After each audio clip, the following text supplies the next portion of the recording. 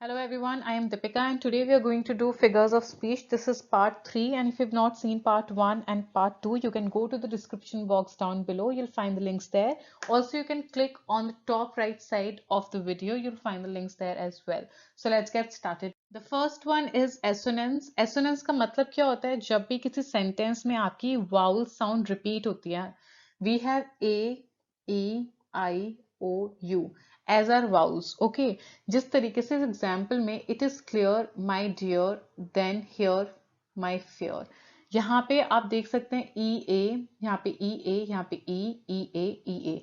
So E and ए दोनों की voice जो आपकी आवाज है वो रिपीट हो रही है, so this becomes your assonance. अब एक फिगर ऑफ स्पीच होती है कॉन्सोनेंस। कॉन्सोनेंस में आपके कॉन्सोनेंस की जो आवाज होती है, जो साउंड होती है, वो रिपीट होती है। अब how are these two different from alliteration? Alliteration में जब भी वर्ड्स जो पास में रखे जाते हैं, या तो वो एडजेसेंट हो एक दूसरे को या फिर थोड़े पास में जो रखे जाते हैं, उनकी जो शुरुआत में जो आवाज आती है जो वर्ड से, अल्फाबेट से, वो सिमिलर होती है। That becomes your alliteration. Assonance for your vowel, consonance for your consonants and alliteration for your adjacent. जो भी वर्ड्स रखे जाते हैं उनके अल्फाबेट की शुरुआत के अल्फाबेट की जब आवाज सेम होती है उसको बोलते हैं हम alliteration.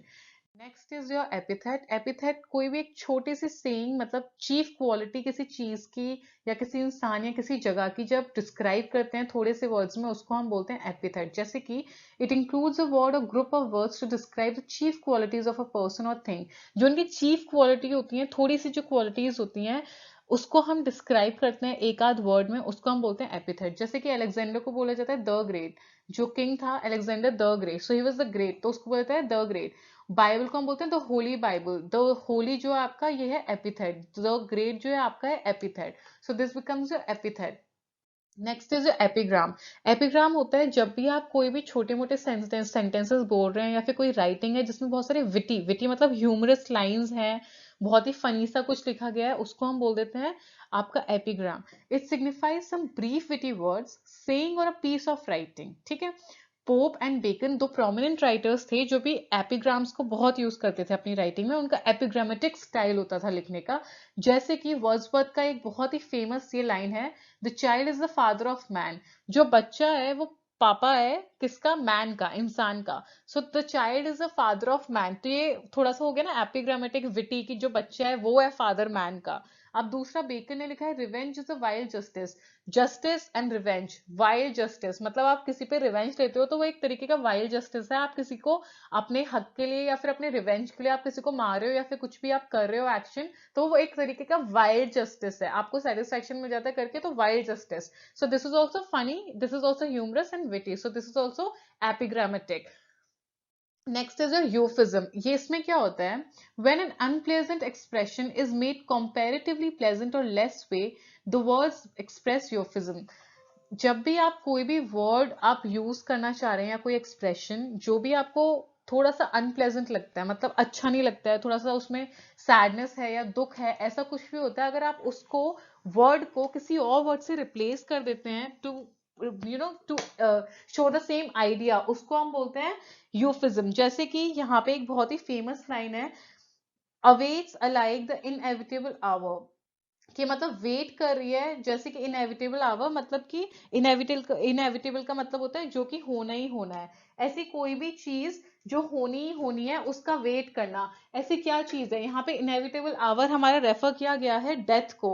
And एलिजीन written country churchyard में ये लाइन यूज की गई है और इसका मतलब है in these line that is called the inevitable hour. मतलब जिस चीज को आप इग्नोर नहीं कर सकते हो, जो कभी भी आप हो, अगर आप इंसान हो और अगर आप अर्थ पे हो, प्लैनेट पे हो, किसी आप जी रहे हो, तो obviously death has to come one day, right? So it's inevitable, something which you can't ignore or escape. So death is here, which has been referred to as inevitable hour.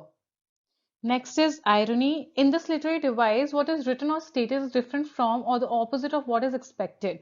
For example, a post on Facebook complaining how useless Facebook is. अब इस literary device में क्या होता है? जो भी आप लिखना चाहते हैं, बोलना चाहते हैं, उसका opposite expect किया जाता है। अब अगर कोई इंसान ये बोल रहा है कि how is complaining about Facebook और वो Facebook पे पोस्ट डाल रहा है उसकी कंप्लेन करने के लिए, ये आयरॉनिक हो गया, ये तो कितना फनी हो गया। आपको अगर फेसबुक नहीं पसंद है then you should stay away from Facebook. जो आप बोल रहे हो उसका आप एकदम उल्टा कर रहे हो. So this is so ironic. Okay. The next is a man who needs medical assistance is run over by the ambulance. अब जिस इंसान को मेडिकल असिस्टेंस चाहिए उसी के ऊपर अगर एम्बुलेंस चढ़ जाए तो ये तो आयरॉनिक हो गया.